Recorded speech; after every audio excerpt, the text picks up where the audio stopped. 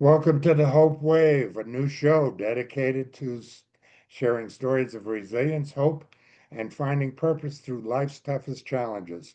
I'm Ralph, a stroke survivor, and I'm honored to introduce our new show co-host. Joining me today is my wonderful friend Stacy Quinn, who is also a stroke survivor and an advocate. Stacy, thanks for being here. Ralph, thanks so much for creating this new program. I'm really excited for us to partner, share our stories, and hopefully inspire others. I hope so. I hope so. Today we're talking about a pretty powerful theme, I think, for our first show, how sometimes the worst moments in our life can bring the greatest gifts. So let's go back. Stacy, can you take us back to the moment you realized you were having a stroke? What was going through your mind? Yeah, Ralph, wow, that moment is still so clear in my mind, even though it was over 10 years ago. But I was on the train heading to work when out of nowhere I got this crushing headache. Honestly, I would describe it as the worst headache of my life. And at first, I felt confused and a little worried, but I kind of talked myself into this theory that it had to be stressed and that I was tired. What do we do when we're stressed and tired? We take some medicine and we drink coffee. And that's what I did because I had a lot to do that day at work and nothing was getting in my way. But a few hours later, I was in the meeting with my boss and something scary really happened. My speech started slurring. And for the first time since I was a little girl, I couldn't string together a sentence. And then I remember my feeling, I felt panic. There was panic rising inside of me because I felt like my brain was betraying me. This had never happened, but it happened twice in that meeting, and then my speech went back to normal. So I was relieved, and I convinced myself again this was stress from the holidays. I was scared, Ralph, but I just pushed those feelings aside. And looking back, I realized how much the fear I was trying to ignore. After two trips to urgent care and 10 days of a relentless headache, I finally saw a neurologist. He thought it might be migraines, but wanted me to be safe, so he ordered some tests. I was supposed to get them that evening, but I didn't want to miss my class at the gym. And I know, looking back, that sounds so crazy, but I was stubborn. And I think even Ralph, I may have been in denial, not fully ready to face what might be happening to me. So I did go the next day to get the test. And immediately after the test, my neurologist called and said that I was in danger of having a life threatening stroke. And I just remember this wave of shock and disbelief. How could this be happening to me? One of my carotid arteries, the main artery that brings blood from your heart to your brain, had dissected and was blocked by 90%. I'm one of those rare cases that we read about, a statistic, 3 in 100,000 that this happens to for no reason. And honestly, the slurred speech and the sudden intense headache are the classic signs of a stroke. I should have gone to the hospital right away. But because I waited, I was literally hours away from a stroke that could have took my life or caused really great complications. Thinking about that now fills me with a mix of fear and gratitude. I think fear of what could have been and gratitude that I'm still here to tell my story and meet amazing people like you, Ralph. It is terrifying to think about, but sharing this now, I just want people to know if something feels off, don't wait, listen to your body, trust your instincts, and get help immediately. It could save your life. And Ralph, what about you? What was your first experience with your stroke? It's, I didn't think it was an experience with a stroke. I was a contractor at the time, and I was remodeling cabins at a summer camp. I did the three porches and a couple roofs that week and the cabins, and I felt like something was wrong with me because I worked too hard that week. I had a massive headache. My left side was completely numb. I lack a Wow. better description. I hate comparing, but I felt like I had cerebral palsy on my left side. That's the way I was moving around. Yeah. But I figured, as hard as I work, it wasn't anything to worry about. I just took some ibuprofen and went to bed. Ooh. Um, yeah, I Oh, know. Next morning, I got up and it was still so bad and my eyes were starting to blur and stuff like that. So I got out my phone and decided maybe I better look up what these symptoms are. And I realized, uh-oh, something's going on real wrong. So I called an ambulance. And unfortunately, that first ambulance told me you don't have to go to the hospital. You've already had your stroke. So, and they left. I know, right? Totally dumbfounding. So I did some Right. more research online and then called the second ambulance a couple hours later. And they were calling a code as soon as I was walked in the hospital. So I didn't know I was having a stroke. And for both of us, I think the underlying thing that I'm hearing is the awareness. I mean, Yeah. people have got to, we have got to share what this is for our family members and friends as much as possible. I think that's one of the most important things that I've realized, and I share it with everybody now because I didn't know I was having a stroke, and who wants to admit it? And you at your age, why would you think it's a stroke? I mean, you were very young at that time. Not that you're very old now. Hey now, Ralph. No, it was Sorry, for I 10 years messed that one ago. up, huh? Anyway, yeah, it's and And that's one of the biggest things why early days, what were some of the biggest fears or uncertainties that you faced? I think in the early days, fear and uncertainty kind of felt like constant shadows in my life. I worried about, would I regain my strength? Would I have another stroke? Could I return to the level of workouts I used to do? What would my life be like? And I think the unknown was overwhelming at times. But amid those fears, I discovered, Ralph, something truly inspiring: the human spirit's incredible capacity to hope and to heal. Each day for me brought small victories, and with that, I got more and more determined. And those moments reminded me that while the path may be uncertain, it was full of possibilities. So I always tell people, if you're facing similar fears, remember this: uncertainty is a natural part of healing, but it doesn't define your journey. I think within all of us lies the strength and the resilience just waiting to be tapped into. And you've got to always trust your ability to grow and adapt and overcome. But what I always kept trying to tell myself, no matter what challenge I faced, every step forward was a sense of triumph for me. So I always say you really have to hold on to hope. It's the light that's going to get you through what's happening, and it will lead you to new beginnings and endless potential. I mean, Ralph, had you not gone through what you went through, you wouldn't have the show, and you wouldn't be doing it, and you wouldn't be saving all the lives that you're doing through the shows, and what you're working on. So, Ralph, what kept you going when days felt dark for you? Wow.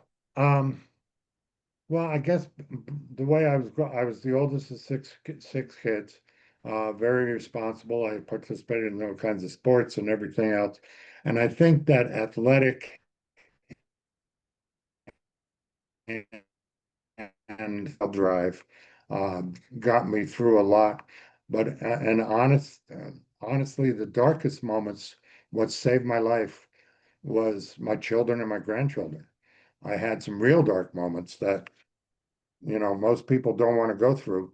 And I looked up on the wall and there were pictures of my children and my grandkids, and that saved me. So there was a lack of hope that I had. I'm interested that you brought up the word hope because it took me a long time to get any hope. There was a lot of people that just said, put me on a bike and walked away. It wasn't anything. I had to find a self advocacy for myself and do research and, learn how to fight on my own because they weren't doing it for us, in No, my no, opinion. no, I Did you, did you, you helped, what helped you keep going when your things got darkest? I think I kept telling myself even the smallest progress to me was a victory worth celebrating. And like you, I also found support within the friends and the family I had, but also, Ralph, surprisingly, strangers who came into my life that I didn't know at all before this, who really inspired me and became a lifeline. And today are some of the most amazing people in my life. So that really, I would say, these people that I met through my journey have been one of the greatest gifts. And also, something that I was not good at before all this happened is I was not patient and kind to myself. I was always very hard on myself. But through my process, I had to understand that healing takes time, right? And setbacks do not erase progress. So for me, those were really important learnings and an anchor. And I also didn't realize until all this happened to me, I'm much stronger than I ever knew. I always viewed myself as a weak person, someone that couldn't handle things well. But through this experience, I learned exactly how strong I was and how I was able to tackle these things. Yeah, I'm glad you brought that, said that because to me, you're very strong. I mean, the way you come across and your Thank you. confidence is fantastic.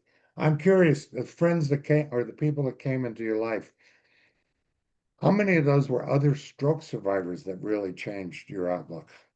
For me, they were because I was connected with the American Heart Association's Go Red for Women program. And it was really great to be in a space with other women that have gone through something similar. And they were all, younger women that had gone through either some sort of cardiac arrest, heart disease, or stroke. And to hear their stories, and a lot of them that I met at the time had been, survivors for many years and had kind of been in my position, like, this is so new to me. How do I cope? Because also, Ralph, the thing with stroke is I was planking for 30 minutes one day and the next day I'm in the hospital not knowing if they're going to have to, cut my neck or my head open, and my life changed in the blink of an eye, and that's where I struggled. So a lot of these people were survivors that had been survivors for many years and kind of gave me a look into that crystal ball, right? That like it's going to be okay. And I needed that because while I had, and I don't know if you experienced this, I had supportive friends and family, but they just didn't get it because they hadn't been through it. And the No, fear true. they have, especially for me, they told me I was in a great risk of having another stroke within the first 90 days. So every night you go to bed and pray, I hope I don't have a stroke in my sleep. I hope I wake up in the morning. And then you wake up in the morning and then you cross off your list, I have 80 days to go. So it's a very, unless you've been through it, I think it's really hard. So I think having a supportive network that are people that have been through something similar is so important. Yeah, I agree. Um, we didn't realize it, and I didn't realize it in particular, that because often say this is the most difficult thing I've ever been through in my life, but it became the most rewarding. What are those gifts uh, that were brought to you? What positive changes did stroke bring into your life? So I think stroke became a turning point and actually a catalyst for positive change in my life. You know, I faced a long and sometimes what I felt a little bit of an isolating journey to recovery. And thankfully, I had those women in my life that we just spoke about. But for me, especially in the space of a carotid artery dissection, there's few resources for people to address their unique challenges. So that's why I wanted to transform my experience into something meaningful. And that's how my stroke of hope came to life. It became more than just a personal journey for me. It became a community, a source of strength that I wanted to give to other survivors and share resources and for us to find hope together. Um, it also opened my eyes to what we've talked about is the critical need raising awareness about stroke, especially in young women, because so many people still think stroke only happens to older people. And the misconception delays life-saving action. So I really want to help educate for that awareness and those resources. And I think lastly, my stroke gave me purpose because I questioned in my life, why didn't I die? Why am I still here? What am I doing? And I think it was able to help me turn adversity into advocacy, and isolation into community. So I think it's a reminder, Ralph, in our darkest moments, there's a potential for light. So I'd love to hear how your perspective shifted after your stroke. It's funny. I Back in 2001, I had a ventricular tachycardia, and one night in particular, I know I passed away 3 times on the table. So it was like I got a new lease on life then, but after it was 2001, my stroke was in 15. So, I mean, 14 years later, I had become complacent in my life. I'd go do my work and walk away, and it was just not boring, but it was just routine. And I think the what changed my perspective changed from the stroke and my appreciation of life again. It reinforced what happened in 2001. And then finally, after 3, 4 years of stagnant recovery, I started to get better recovery. It was never as good as it gets, as that they tell us. And I think that gave me a purpose as well of I was so angry for 3 years, Stacy. I mean, I was really mad because people weren't, I didn't think they were doing enough for me. And it Yeah. took me to 3, 4 years before I realized I had to be the captain of my own team and bring these people on to help me. So I started to do that. And then because of the anger in the first 3 years and the good recovery steps that were happening, I decided I'm not going to let somebody be as angry as I was anymore. If there's a new stroke survivor that can hear the story that I'm now off a cane and walker after 6.5 years, then hey, we need to tell each other that, because we're not given a lot of hope, you know. And it's like you No. said, other people don't understand either. So that doesn't help the hope. But that perspective again, become the most rewarding thing. It was the biggest gift for me anyway. Did gratitude play a role in your healing? Yes, I would say absolutely. Ralph, before my stroke, I don't think I appreciated the life that I had or the good health that I had. I took a lot of things for granted, like, you know, waking up without a throbbing headache is like such a gift. And I would love to go back to those days, but that's just my reality now.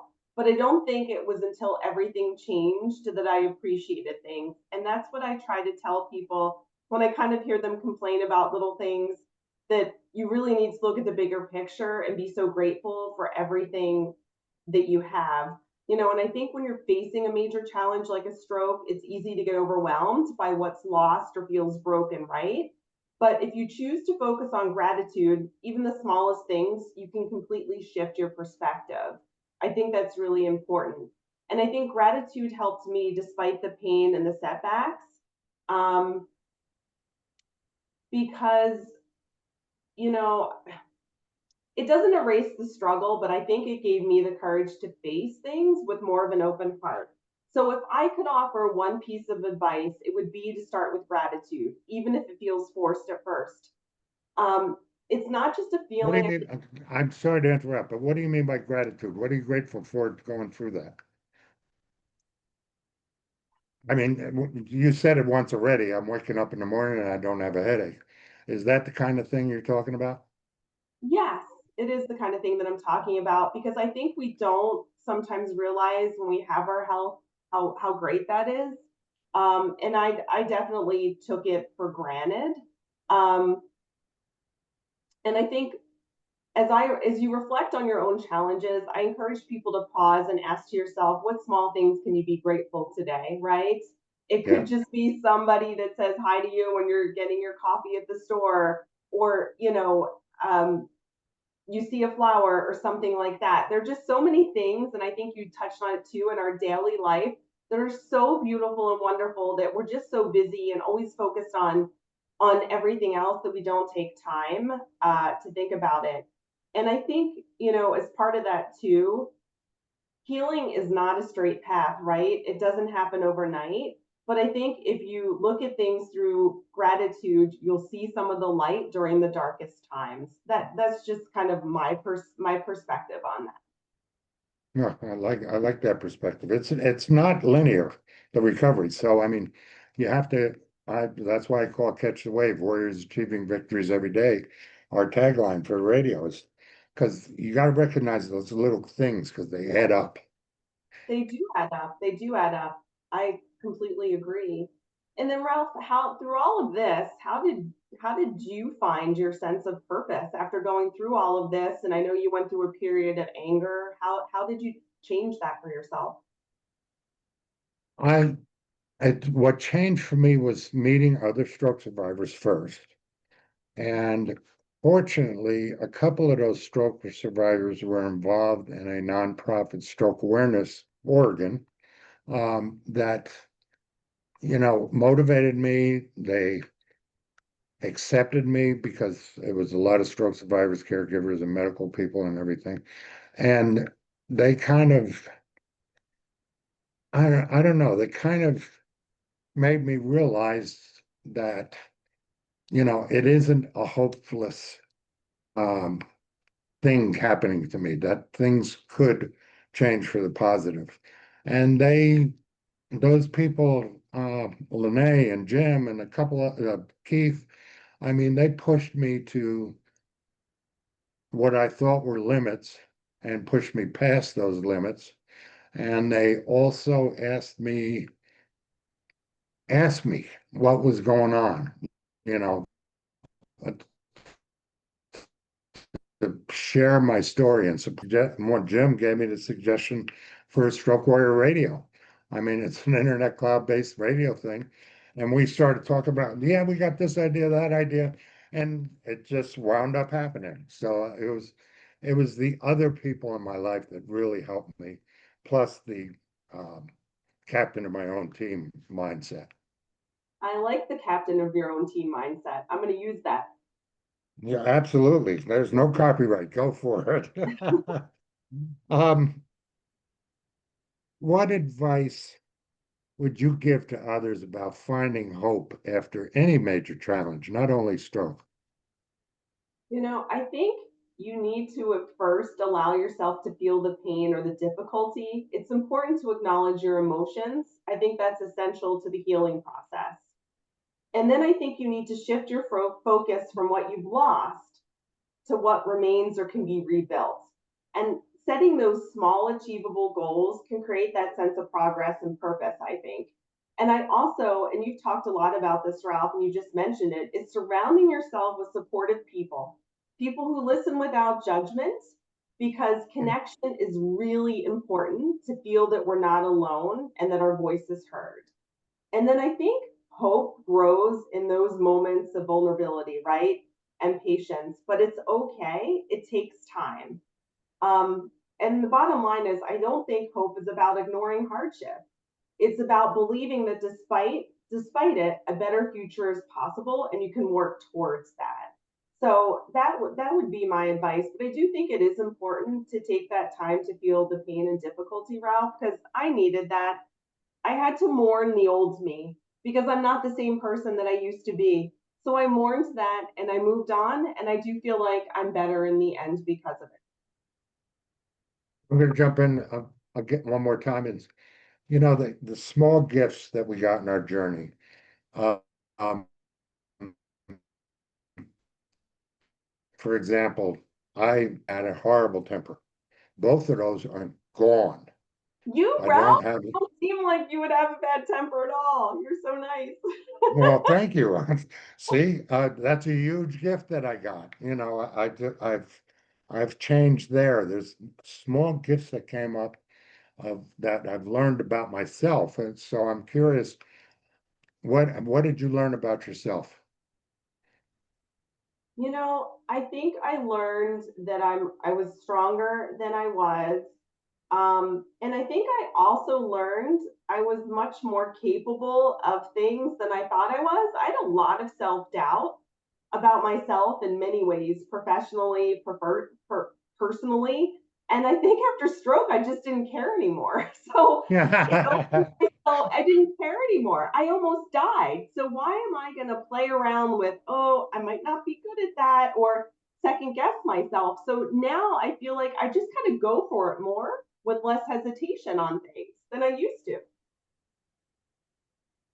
For anyone out there who might be going through a tough time, whether it's a health crisis, loss, or any kind of life upheaval, what's the one piece of advice you'd want to share?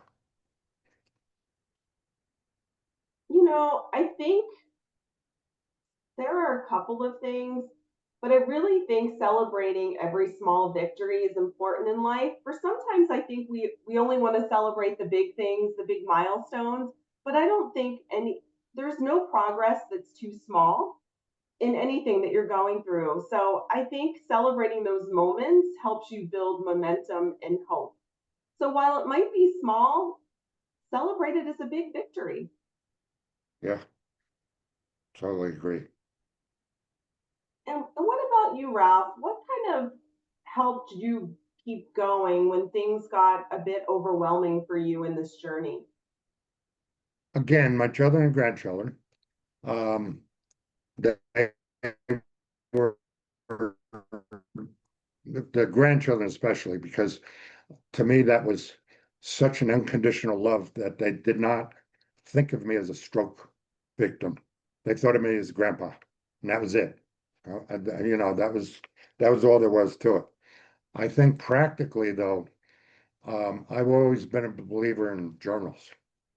So, and I started, I don't know, about year 4 journaling. And no, I started journaling right after the stroke because I was so angry. I have an anger journal and I have a gratitude journal. So about year 3, 4, and into 5, I look back on those journals and look how angry I was. Um, and it was not an outward anger, but I got rid of it by writing a letter and burning the letter, those old-fashioned things.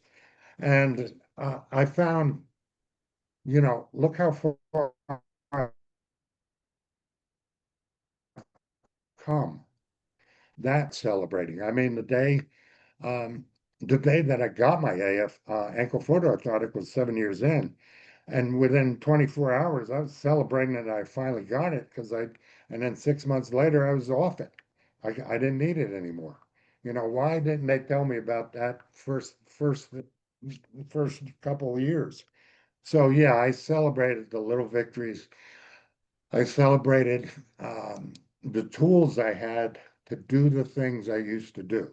For example, I'm writing an Italian cookbook and I've always cooked. So the therapist gave me a stool so that I can cook at the counter and the stove. I found the little tools like that cutting board with the little spikes, so you can put it on there and cut Okay. your vegetables and stuff. So cooking gave me, I started doing the things I always did, and it looked ugly, but it got better, better. Healing, and most of this, and another thing they don't tell us is that healing in any form takes time, and it's okay to have ups and downs along the way. What are some of the simple habits you found to stay positive? I a lot of what I did, especially early on, is I used affirmations and positive self-talk instead of like thinking negatively. I would rewrite it like I'm stronger each day. I'm capable of healing. Like I kept doing these affirmations in my head. And I still do this today, Ralph. I have these bracelets they make with sayings on them. Oh So yeah, each day, like I have one that says grateful, I have one that says balance, I have one that has unstoppable. I'm a very visual person, so I would wear these bracelets as a reminder, and then I would put like notes on my computer. It's just helped remind me of what was important. So if I looked down, I'd see that I was wearing that. So I think that that was really important. And I think another thing that you talked about, Ralph, that's really important is staying informed and empowered. Like learning about what happened to you. Like I taught myself what carotid artery dissection was. I know everything about it. I could be a doctor. But that helped me cope because I understood what had happened to me. So I think knowledge reduces the fear and it helps you make informed decisions. And it also helped me with my care program because I would ask my doctor, I would see a study in a journal and I would say, hey, doctor, should I still be on this medicine? And I think that really helps you take control of your situation. And I think another thing is that support network that we talked about, Ralph. It's so important to find people that encourage you, that believe in you, and give you that strength during the tough times. And then lastly, I would just say setting realistic and achievable goals for yourself, improving yourself, doing small steps at a time rather than looking at the big picture. It's like taking one day at a time helped me because I'm the type of person I'm going to look a year down the road and I'm going to say, I have to do all of this. And I become completely overwhelmed. I get crazy. And a little bit of my anger comes out, Ralph, like we talked about. And that's just like not good for me. So I take things in smaller chunks now to make them more manageable because I also in my life with I still have my artery is still blocked and I have some side effects from that. If I don't pace myself, then I start getting my bad headaches and life becomes unfun and my body will remind me that I shouldn't be doing that. So I think it's okay to set small achievable goals and not overwhelm yourself. And Yeah. Ralph, I want to hear from you now that you have your anger management under control. What do you do to stay positive? Um, Post-its, just like you. I did do the affirmations. I was in sales a number of years as a younger guy, and I always believed in that stuff. So I got post-its above my uh, kitchen sink. I got them on my bath, and then with that, combined with the journaling, I started to think. Honestly, and this is going to sound weird. I started to think about the words I was using. So, in other words, one of the calming mantras I have, like when I'm going to bed, is, and my breathing exercises I'm going to sleep, is Father, let me feel your love. I changed that after a while to Father, I feel your love. And wow, it just made such a big difference in my attitude. It's little things like that. And then the other was I stopped beating myself up. Whenever I messed up, I stopped being so darn angry at myself. I got rid of the anger outward, but I still got angry at me. So I stopped doing that. It's like I fell. Well, last month I fell twice. I've only fallen once this month. That's a positive to me. Next month maybe I won't fall at all. Something, it's the silliest little things that I started to recognize. Like my handwriting. My daughter told me after a year, your handwriting's horrible. It always was so beautiful. And I started to do that. And that little thing, as I got better and better, it was like, wow, I got my handwriting back. I'm so proud of myself. You know, I But you just make a good point, recognize Ralph. the silliest. What? You make a good point, Ralph. It's amazing how changing those words rewires your brain from the negative thoughts. I think that's a great tip for people to keep in mind.